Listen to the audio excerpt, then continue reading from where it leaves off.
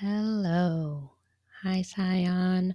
I am going to be giving you part one of your transit reading. And so I will do a little bit of an intro and then I will share more about what I'm going to talk about specifically. And then I will share a few other things. So let's get started. This is exciting.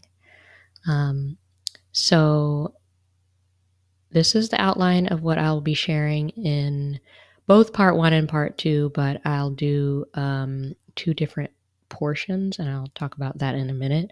But I'll start out with talking about showing you an image of the charts and the themes that I'll be talking about relating to the charts. There's a lot that could be discussed, but just based on what you shared that you were interested in hearing about, um, and what I think is interesting, just based on, where some of our overlaps are, which there are quite a few. So I'll talk a little bit more about that when I get to it. And then I will share the major transits that I think are worth paying attention to for this particular year, for 2025, 2026, meaning like your 2025, 2026, which I actually am starting the reading for your transit at your birthday. So some of this will be about things that are earlier in the year and that might resonate with you. But the transit charts that I'm looking at are set for your birthday of 2025 this year. And then lastly, I will share some integration suggestions about what I have shared. So I'm excited about that, and I will jump right into charts and themes.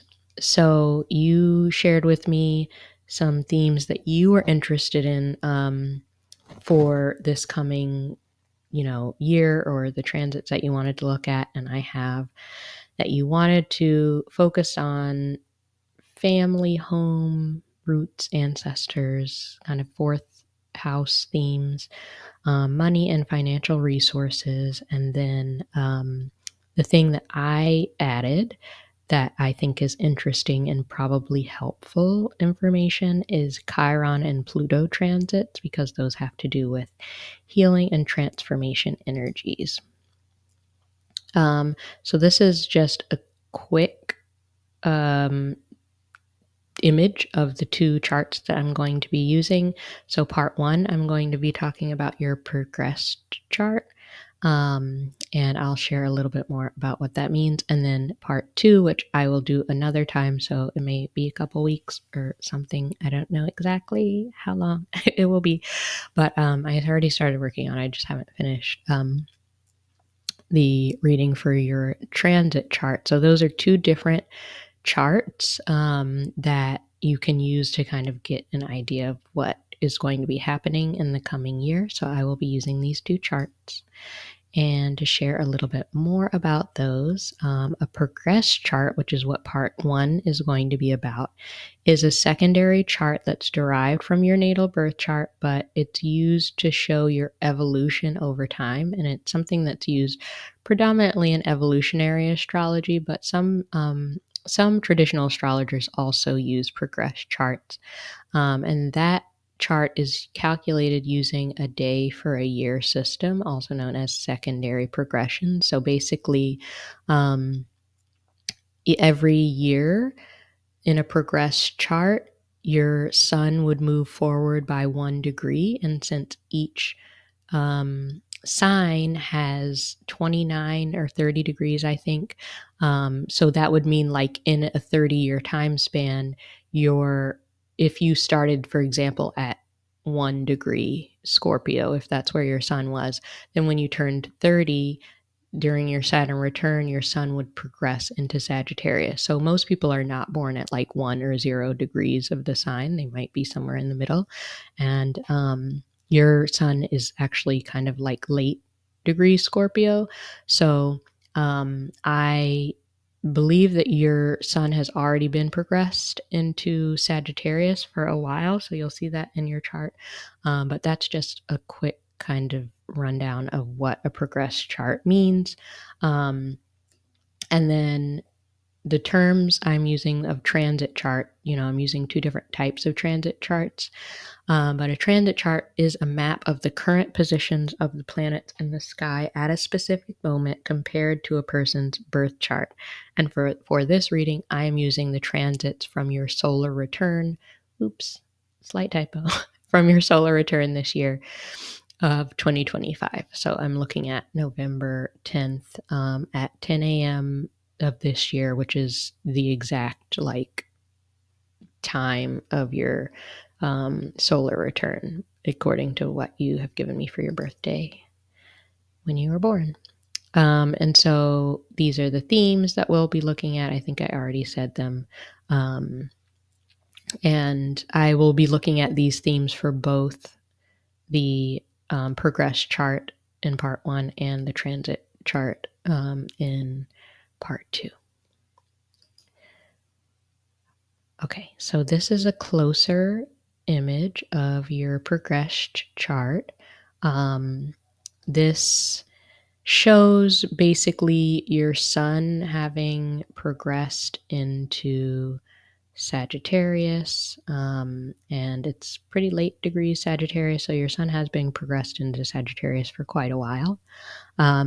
And so this inner chart is showing your original birth chart, like the snapshot of the day that you were born and the time you were born. And this is showing your progressed chart as of your birthday this year. So this is not these placements have not occurred yet. This is in the future, but it's just to give you an idea of what to look forward to in the coming year. And some of what I'll talk about will be things like transits that have already started, because some of them are long-term transits that will be happening for several months or maybe even more than a year. And then especially for the planets that have longer transits because they're farther away from the sun, like Pluto, like Chiron, and also I think Jupiter. We may be talking a little bit about Jupiter too. So this is where your sun is located in the progress chart at 21 degrees Sagittarius in your 12th house. And then for your progressed chart, your rising is in your ascendant or rising sign is Aquarius. And I think in your original birth chart, your rising sign is Capricorn. And so you can see that here, that this is a sign for your ascendant. And you have Aquarius as your ascendant, and then slightly, just a few degrees off your ascendant, you have Venus. And then Saturn, because it is such a slow moving planet, it is still located in Aquarius, and it's pretty close to your ascendant. It's just a few degrees off. So depending on how a particular astrologer would look at that, they might see that as conjunct or not. But certainly your new ascendant is close to being conjunct with your previous Saturn. So that will be something that we will talk about in part 2.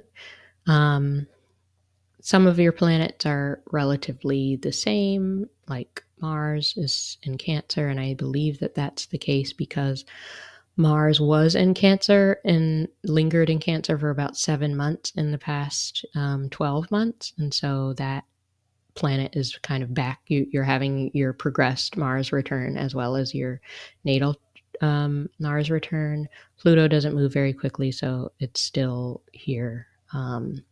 And you also have your moon having progressed from Taurus back here into Leo. The moon moves quickly, and so the moon will go around your progressed chart pretty quickly, much more quickly than your sun would, because it moves faster in the sky. Jupiter is still in the same place. So you can see this is an image, and then I have a list of your major placements here for your progressed chart. And this again is as of this November. So a little bit more about specific things. So what I'm going to do just to make this to make it so that it's not overwhelming, because there are lots and lots of things that I could have talked about relating to your progress chart. But what I'll say is that the most significant, or maybe just like something to note in your progress chart that I think is pretty significant to pay attention to, is your progress sun and your north node being conjunct for about 18 months in Sagittarius. And so the north node in evolutionary astrology represents your life path. It represents kind of your karma, like the direction that your soul is moving in this lifetime and the things that you have to learn. It typically means that there's a discomfort there and leaning into the north node, but like those are the, if you're moving towards your north node, that is the area that of like your learning of like the things that you have to learn and to move towards in this lifetime. And then your south node is the things that kind of come easy, that come naturally, but also needing to find more of a balance between those things. And so your north node is in the sign of Sagittarius, and your progressed sun this year is entering a degree where they're going to be conjunct. I think it's actually not quite there yet. It's building right now. And then by your birthday, or maybe towards the end of the year, they will be exact.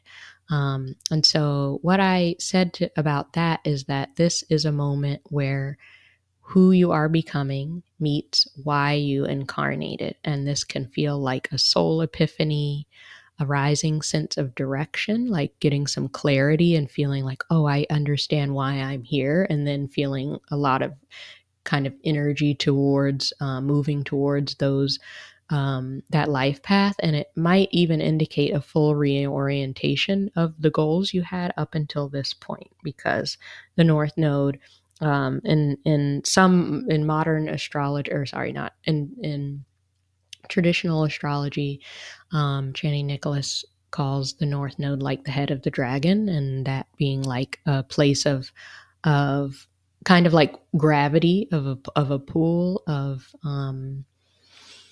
pulling you towards that point, and a place also that can be known of as like insatiability, like a place of excess.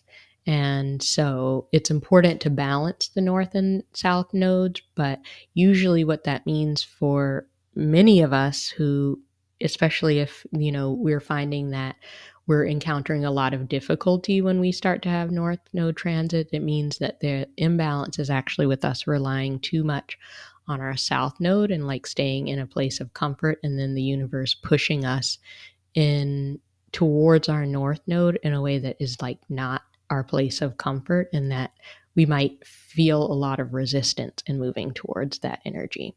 And that makes sense because Sagittarius and Scorpio are really different energies. But Sagittarius is in evolutionary astrology seen as a progression of like the next step of Scorpio energy, like what once the lessons of Scorpio has been learned, we move into Sagittarius, which is about freedom, expansion, truth seeking, spiritual or philosophical alignment.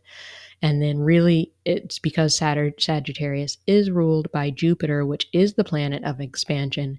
It really is about sharing, about, pushing that knowledge out away from ourselves, whereas Scorpio might have been more about navigating psychological depths and shadow work and like doing a lot of kind of isolated processing. Sagittarius is about sharing what you've discovered, what you've learned, speaking truth to power, It invites a lightening, so like a kind of moving out of the depths into a more fiery desire to transmit the things that have been learned from that kind of scorpionic transformational energy. Um, and so during this time, you might find that you are stepping into roles that align more public, which is, I know you mentioned something about your midheaven or your Chiron being in Leo, and that maybe being struggling with being seen. And both Leo and Sagittarius are fire signs, so um, there's some connection between those energies, especially depending on the degree. And I do believe there's also a trine that's going to be happening between your North Node and your progressed Sun together, like those two points, and your Chiron, which I think is the next slide. Um, but just to say, like, you might find yourself stepping into a really kind of like different roles than you've stepped into, that you might find yourself being more out in the public eye, or sharing the things that you have been processing and kind of churning away. You sharing those things publicly in a more Sagittarian way, like in teaching, in writing, in wandering the world, and integrating in a more embodied way the things that you have kind of been processing on a psychological level, and moving more from the abstract collection of knowledge and processing of that knowledge into embodied practice of that knowledge. And so this is all a choice. It's not meaning like you're doomed or like destined to do these things. However, you might feel yourself being pulled in that direction. And because this is maybe not the typical way you would function, it might feel uncomfortable. So it's helpful to know that the universe might be pushing you towards these things, because it is the kind of journey of your soul to be moving in that direction, because then it can give you a little bit more confidence to pursue those things and to be looking for opportunities to do those things. Because when you are leaning more into your life path energy, it will move with ease. Like you might feel like, you have stepped into a current, and then you just kind of get whisked away with great ease without having to do a lot of work to move forward. And that can probably feel like a relief if you had been feeling stuck previously. So that's what I'll say about the North Node and your progressed Sun conjunction for about 18 months in Sagittarius that's coming up. And then connected to that, but also kind of a slightly different energy, you also will be having the transit, which is your progressed Sun being trine your natal Chiron. So your progressed Sun in Sagittarius trine your natal Chiron in Leo. And this transit is a healing and integrative transit. I think it can be very, because it's a trine, which is a very favorable, like easy, like the energy flows easily in a trine. This can be very complementary to the previous transit that we spoke about. Just, sharing more of the integrative energy of Chiron. So Chiron is the wounded healer planet, or a dwarf planet, I think. And it has a lot to do with a core wound that usually we experienced in a formative time like childhood, or or early young adulthood, maybe like during adolescence. And this particular transit brings realignment of identity, because it is a trine, and it brings realignment and clarity and healing energy both towards you. So like you might experience healing energy coming from other people relating to past relationships or masculine energy or authority figures. And you might find that Chiron was also a teacher, and so you might find that as you're integrating these things, that you have opportunities to share the healing and actually offer that healing to other people. And this is a pretty powerful placement because your Chiron is in the eighth house, which I know something about because my Chiron is in the eighth house too. My Chiron is in Gemini in the eighth house, in my birth chart. And that placement of the eighth house, the eighth house is the Scorpio, the house represented by Scorpio, even though of course the signs move around, but it has a very scorpionic energy. And so it just kind of creates this very intense, like, scorpionic energy for Chiron being in Leo. And so the healing process around that would likely center on themes of intimacy, trust, sexuality, taxes, inheritances, but like with a Leo quality. So, meaning like things that are on display, like things that are seen by others, and less of like, there's like the scorpionic quality of like, of healing, of transmutation, of composting. But with Leo, like imagining like there's a scorpionic house, but like a person who is a Leo is living in that house. And so it would be, decorate. There's like a theatrical quality to it. And this I could see being something that could feel vulnerable, like to bring up a lot of feelings of vulnerability, because there's a part of this that also is imagining you healing in public. And so the way that I think um, these two transits could work together is if you are able to embrace it and kind of surrender to it and recognize like this is what's supposed to be happening instead of like fighting it and resisting it, which I could imagine would be challenging because I think most people in our culture, healing like in public is seen as like excruciating, and it probably is excruciating on some level, but like it's something that's not necessarily like encouraged. We're encouraged to like go off on your own and process and heal and then come back when you're like all everything's worked out and you figured it all out and everything. And so I think during this time it's really important to find language and expression around your processing, and to actually like allow yourself to share and to maybe even teach and like lead from the place of your healing, because that is what this transit is all about. It's about like stepping out of the shadows and being a leader in healing, and like not necessarily like in a way that is like going to put you in to the limelight in a way that doesn't feel aligned with your being, but just not keeping your light under a bushel, so to speak. So like when an opportunity arises for you to share about your experience and to be vulnerable in that way, to embrace it and to recognize that there's something maybe theatrical and creative that you can bring to that, and to make it your own, to really make it you, and to embrace it and be confident in letting that part of your life shine, because it will be helpful to other people and it will be healing to you.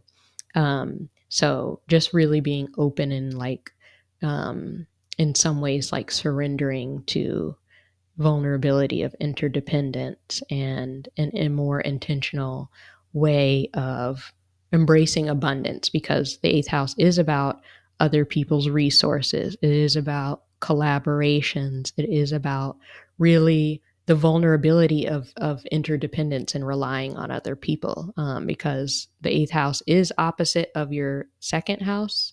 And second house is like your resources that you amass, that you earn. But the eighth house is all about resources that are other people's resources, things like inheritances, things like, shared money, things like scholarships and that sort of thing. So grants, money that you did not earn, essentially, as well as other resources and like relational kind of um relational resources that you did not earn, houses owned by other people. So for me, I've seen this show up in me really needing to be comfortable with relying on other people, which is not something, it's like the opposite of American culture, right? Like we're all taught like you're supposed to figure things out by yourself. And like I found that the more I tried to just rely on myself and not ask for help and not share with other people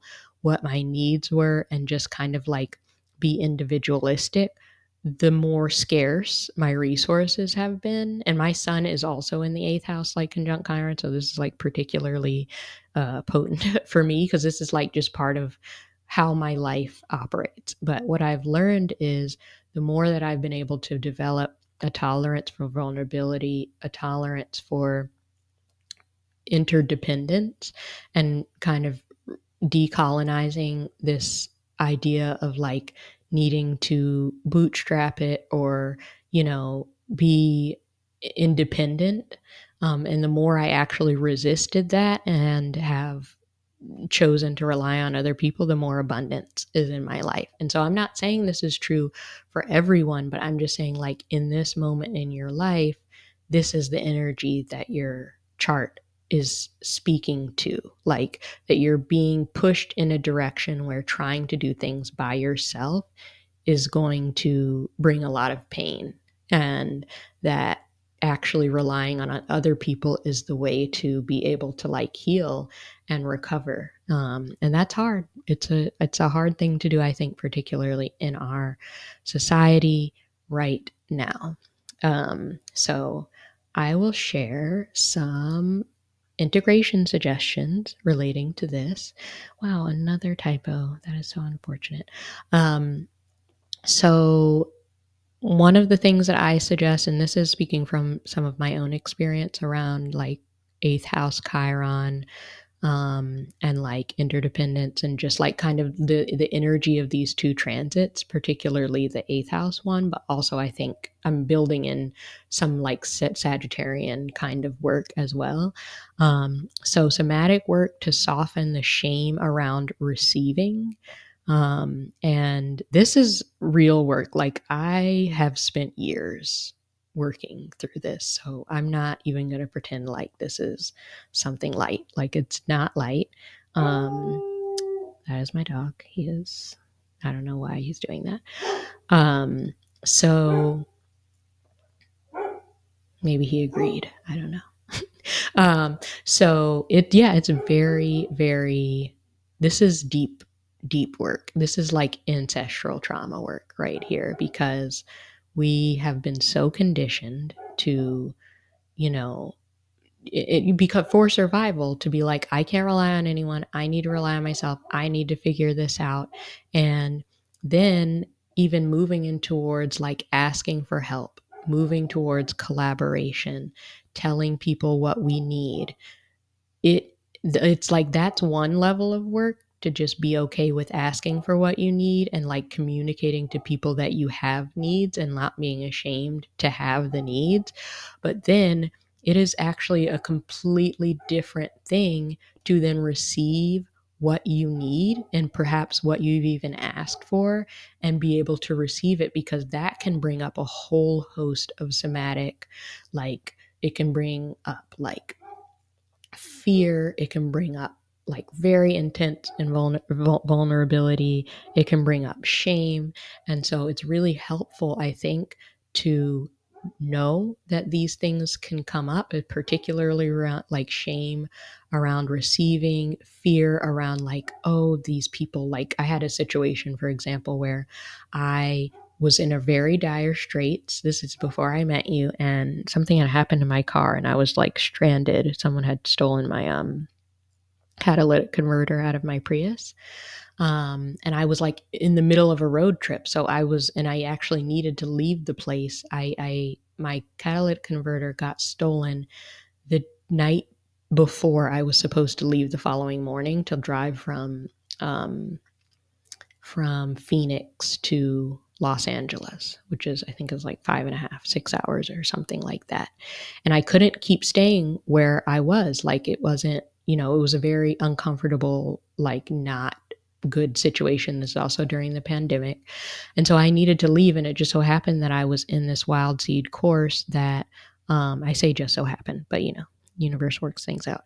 So I was in this wild seed course where there was a fund attached to it, where each person in the course was given $100, and that we were given $100 to be able to practice receiving, like money specifically and resources, and to work and to receive emotional support around the somatics of receiving. And so stay with me here, because I was like, I did not see this coming. So this happened. It was all out of the blue.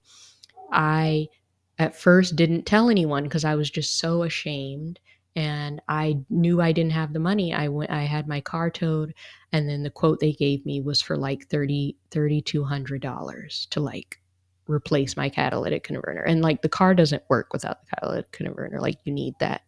Otherwise the car, you can't run the engine. And so I think I had been doing a job. I had not been paid for the job that I had been doing, but whatever I was going to be paid, it wasn't going to be $3,200. And so I was just like, what am I going to do? Like, I didn't know what to do. And I was getting more and more stressed. And I just could feel this pressure to like give up. And at a certain point, someone who was in my small group in that course was like, what is happening for you? And I didn't even really know these people, but they just knew something was up. And I admitted it to one person, and that person was like, can I share this with the team at Wild Seed? Because what if they can help you? Like, I feel like there's something we could do. We can't just leave you in this situation. And it really took a lot. I was like, nah, I was like, I don't know if you can do that. At some point, I came back to them and I was like, okay, yes, you can tell them. And I just remember feeling just like so ashamed, and it was really excruciating. It really was. And then after it was shared, the team at Wild Seed had just said that they, were going to use this as an opportunity to like, they were like, I think that we have funds to help you, so we're going to help you repair your car. But actually, we also want people, because there were like white people in the group, they were like, we want to open this up so that you actually don't just get what it is that you need to repair your car, but like that you can receive more, because you need it. And I was just like, what? And I honestly, signed, like, I nearly said no. Like, I think I may have actually said no. And that was around the time I started working with Channy, because Channy contacted me, and Channy was like, do you need emotional support around what is coming up for you relating to receiving this support? And I think I probably said no. Like, all of this was like me struggling, being like, I cannot receive support. Like, I have asked for the support is coming. I feel like I need to push it away, and like trying to understand. I didn't know why I was doing that. I was just like, I can't receive this. But it was just like overwhelming shame. And so I did receive emotional support. I was seeing Channy multiple times per week for like several months, just in processing somatically and with like internal family systems work, what was coming up for me around receiving the money, all the fear, all the shame.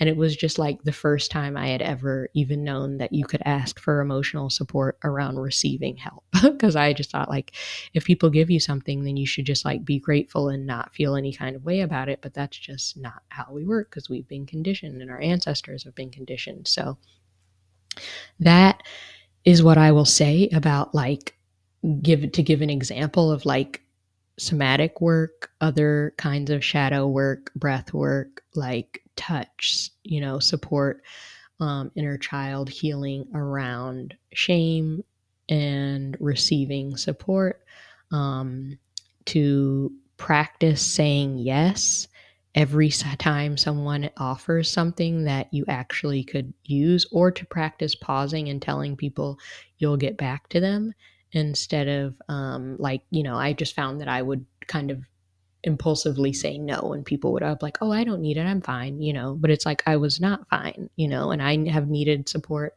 kind of continuously for years, and there's been a lot to work through around that. And I do see progress after about 5 years of doing this work. um, Collective care is a very eighth house kind of thing, especially around mutual aid, which I think it's like all of these things really do make sense given like the situation that our planet is in, that our country is in. Writing about this you might find helpful. That's a very Sagittarian thing to do, which I'm learning more and more about as I know Andre, who's a Sagittarius sun, and also is a writer, and I know that he does a lot of processing through writing, and his writing is very, it's very thoughtful. It's very like philosophical, and this is a very philosophical kind of topic, to be working with. And so you might find that writing or blogging or some sort of like way of like sharing words, maybe art, as well, because Leo, maybe it's like a play that you write, maybe it's an interpretive dance, like some sort of, way of like expressing what it is that you're processing. You might find that helpful. You might find creative storytelling helpful, sharing your reflections, whether that's in, a small group, whether that's in writing poetry, or even entering a collaboration and maybe like creating workshops around these things, or even speaking. Like, you never know what it is that is possible. So I will share that. And I think there's just slightly some more thoughts I had that I didn't put here. So I'm going to look through my notes really quick before I wrap up. But yes, I'm sharing these two because they are like, because of the trine, there are things that I think you could really like work with in a way that is probably more easeful than some of the other transits. And because it is a trine, it's very powerful. And so for some of the more difficult transits, which I'll talk about in part 2, I think this could prove very supportive in um, processing some of those things. So what I'll say more is that the eighth house is really a place of confronting vulnerability. It is a place of receiving care and giving up control.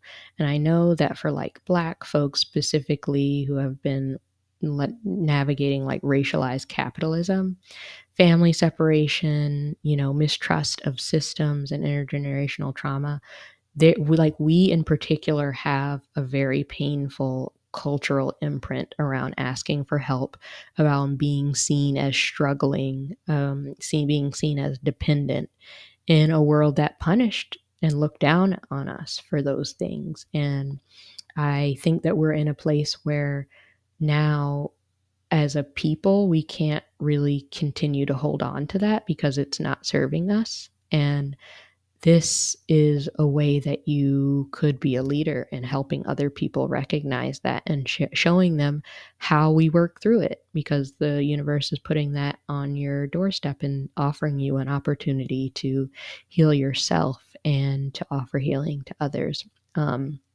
So this could be, because of the Leo quality, a wound around exposure and shame, and a feeling that, to be seen in your true emotional and material need might be like humiliating or risk rejection or betrayal.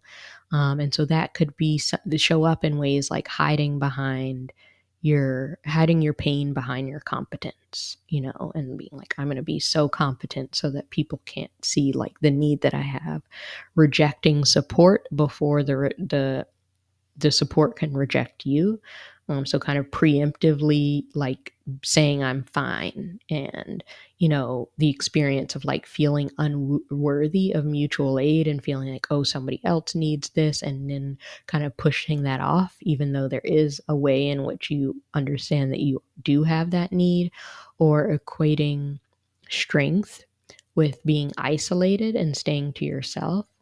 And so I really think that these two placements are pushing you to evolve beyond that and to just illuminate that. And the thing about the eighth house and Plutonian kind of scorpionic energy is that it won't let you ignore it. Like, it may have been possible up until now to just figure things out and to like not directly intentionally work on this. And what I'm seeing in your chart, which admittedly is very uncomfortable oftentimes, unless you've already been doing this work, and I just like, I just think it's hard for everyone. Like, even if you have been intending to do it, like Chiron transits are painful. Like, I don't know that there's really any way to get around that, but it's like a hurt so good kind of pain if you lean into it. And so one of the ways that you can lean into it, because this is a trine, it will happen without much resistance if you lean into it. And you might find that those old emotional defenses are softening, that you might find that you're less tempted to armor up as you may have been in the past. You might find that it's easier to metabolize the shame into strength and courage, and that interdependence might not feel so much like a weakness, but like a more of a foundation of collective healing. And you might be able to see in your environment how the things that you're learning can be beneficial and how you can share them with others. And so it won't feel so much like it's this isolated experience that you're having, but an experience that you're having in a way that is primed for you to share and for people to receive what you have to offer. So things that I encourage you to do is to practice receiving support without apology, to recognize that collaboration is a sacred exchange, in some ways, like maybe what we're doing here with our, you know, exchange, maybe like seeing this as a time bank. Like, I'm going to offer this to you, have no idea what at some point I may have a need for some skill that I know that you have. And then, because you have this information, and because I hope that this in some ways feels like enlivening, or like, receiving support from me, that it won't feel like a debt, that it will just be like that it will increase your capacity, so that when you are processing like what you would like to offer and what you would like to teach, and what you would like to share in like a mutual aid context, not necessarily even back to me, but just like in general, that you'll feel some like extra space and abundance there. I think it's really important in this kind of transit also to let trusted people witness your need, your grief, and your complexity, and to not feel like you need to hide that, because there is something very profoundly healing about being witnessed, especially in areas of our wounding. And I think that you may find that the people and communities that you have access to are capable of witnessing your grief and your need and your complexity in a way they may not have been in the past for you or for people in your lineage, that there might be some kind of soul wound or ancestral wound that can be soothed by you permitting yourself to be witnessed. And then finally, what I'll say is just that I think that this leaning into could look like relinquishing more of the survival mode control in favor of mutuality, and really just embracing that and yielding and surrendering to that. Um, and, witnessing that as like allowing that to be witnessed as like the truth, which is like that we need each other, and that this idea that we can just figure things out on our own perpetually is a lie that we've been taught by, by colonizers and by imperialist violence, and that it's actually not true, and that you don't need to be ashamed of like just experiencing what it is to be human in a visible way. Yeah, so and then there will be lessons in that I think that you will find you have opportunities to teach and to model vulnerability as strength. That being witnessed is powerful, and that you and being witnessed will then be able to witness others more deeply. And I definitely have found that to be true. Um, and yeah, allowing support to be part of what is just kind of normalized for you. Yeah, and in some ways, just like recognizing that it's not just for you, but it's for your ancestors too. Like that the naps that you take, the support that you receive, it is going to be healing for you first and foremost, and it will be healing something that's beyond you, and that there's a service in allowing yourself to receive that. So that is what I'll share for now. And I am going to just like reflect a little bit more on the second part of this, because I think I just want to think a little more, because like I think in the second part there will be a couple more transits that like this one I pretty much only talked about two, but the progress chart, there's not actually that many transits, so I think there were only three, and I've talked about two of the three. So that's what I'll share for now. I hope that some of this is helpful, and I'm glad you'll have it as a recording so that you can refer back to it at some later time. Bye. Love you.